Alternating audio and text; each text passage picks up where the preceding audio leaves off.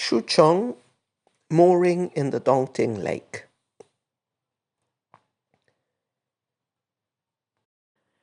Pagoda trees and willows, unaware of autumn's coming, still supple and tender above the inn.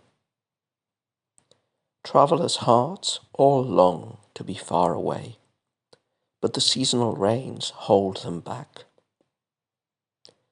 Waves flood fish markets. Sails are taller than wine shops. I toss and turn through the night. My homeland is in the southern lands. So we continue with just one poem by the poet monk Xuzhong. So Xuzhong is a poet monk from the very late Tang, early 5 dynasties, like some of the poet monks that we've talked about before.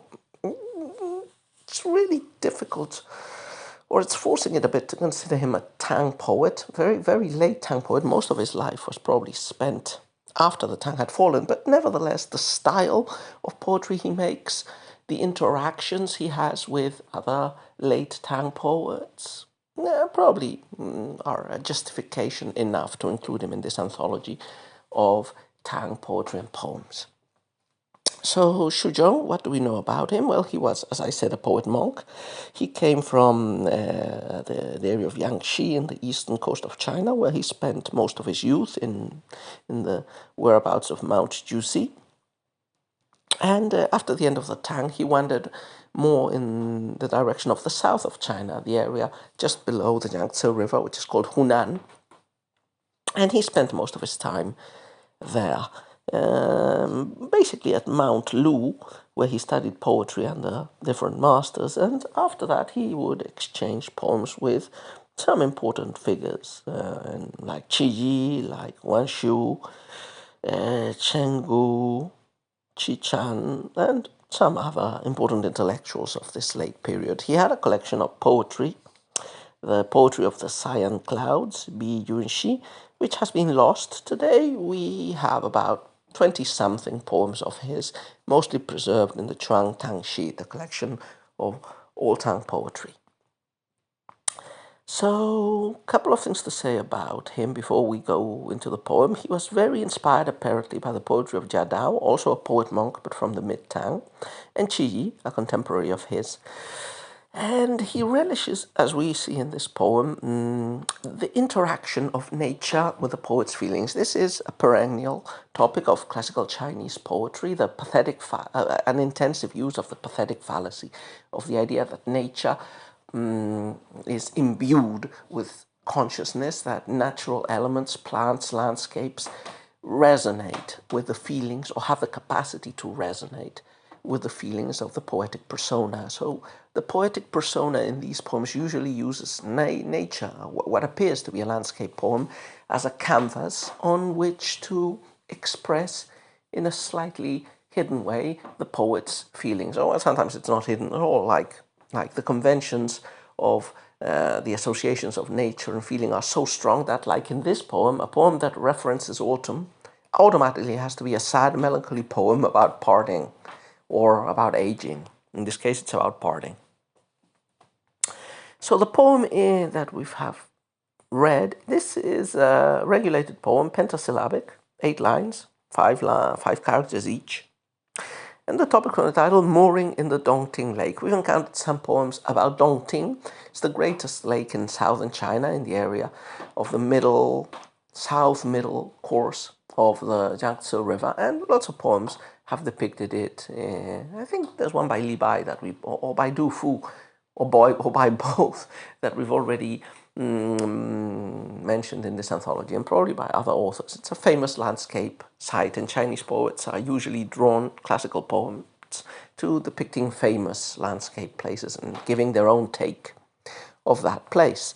Mooring by a lake, mooring by a river, also a topic we've encountered lots of times before, and usually those poems are always, they describe a little bit the landscape, but they're always about the sadness of the traveler, far from home and friends and family. So, again, let's go into more detail. So, first couplet starts with a personification. Pagoda trees and willows, unaware of autumn's coming, still supple and tender above the inn. So, as usual, the first couplet locates us in time and in space. The title had already told us that we were in Dongting Lake, but in case we didn't know, we're in an inn where the poet is lodging, the poetic persona is lodging, and it's autumn. The trees, both the pagoda trees and the willows, are still probably green and supple. They haven't perceived the change into autumn. The poet has. And again, the change into autumn is not just a seasonal change, it's a melancholy change in mood, because autumn is the season of decay, death, sadness, parting.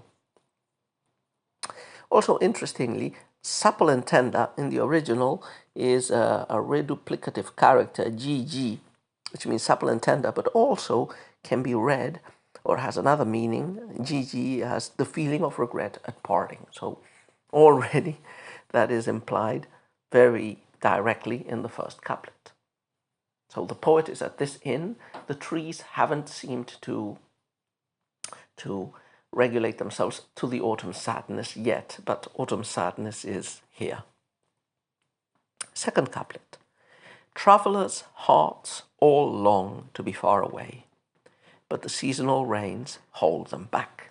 So at the inn, we can imagine there are many travelers. It's raining, and heavy raining, and this rain is stopping the travelers from going back to the places they want to go. Remember, traveling is almost always depicted in classical Chinese poetry as a sad event. There is no wanderlust appears in these poems. There's just this melancholy sadness at being uprooted from where one should be, whether because of exile, whether because of serving as a civil servant, whether because one is a merchant, whether because one is a soldier and has to serve in the frontiers. But always separation from home is depicted as some sort of minor tragedy, and in a way an evocation of the final separation, death. Which, it wasn't just an empty rhetorical trope. China was very big, life was very fragile, so it wasn't unconceivable for a person being sent far away for some time, for them never to return. It's always at least a possibility in the background. Again, just as the pagoda trees were unaware, they're personified, the rains are also personified here as somehow being an agentic being that is stopping the travelers from moving, that for some evil or unspecified purpose does not want the travelers to go away from the inn and from Lake Dongting. Next couplet. Waves flood fish markets. Sails are taller than wine shops. So the first couplet had depicted as the general background. The second couplet zooms in into the travelers trapped at the inn and at the water surrounding them. The third couplet gets into more detail about these waters that stop the travelers from moving around. What's happening? Well, it's rained a lot, so you have big waves, and the lake just in front of the inn is, flooding and massive, and clearly impeding any sort of passage. The waves flood the fish markets, so the fish markets would be near the lake, so they're underwater. And the boats on the lake, I don't know if this is hyperbolic or literal, but they are, on top of big waves, and they are taller than the wine shops, which would have been 2-story buildings next to the lake. So, it's clearly impossible to navigate and sail out. And finally, the last couplet usually rounds up the poem with both an emotional summary, sometimes more than an emotional summary. It's just an apt conclusion and rounding of the whole tone and story of the poem. So the poem ends with the requisite melancholy note of the individual sadness of this specific traveler, the poetic persona, who says, I toss and turn through the night. My homeland is in the southern lands. So the poet is harping on the very common trope of sleepless, of wakeful at night, which is very, very common trope in Chinese poetry. Usually in a lot of poems it's a woman who is sighing and pining away because her beloved is in the frontier or far away. But here the poet is sleepless, turning, unable to sleep. Sad thoughts stop him from sleeping. He's thinking of, my homeland is in the southern land. So it's a bit equivocal. We saw that that Xuzhong came actually from the eastern coast, not from the southern lands, even though during most of his life he was in the south, in the 16 dynasty's kingdom of Chu. But, this line can be interpreted both as concern or on the poetic persona because he wants to return home, but also concern because, if he lives in the southern lands, the rains and flooding that is happening in Lake Dongting might be also happening in whatever dwelling place he has. So maybe other people of his new hometown, might be subjected to floods and danger. So altogether, a pretty interesting piece by another Tang monk poet.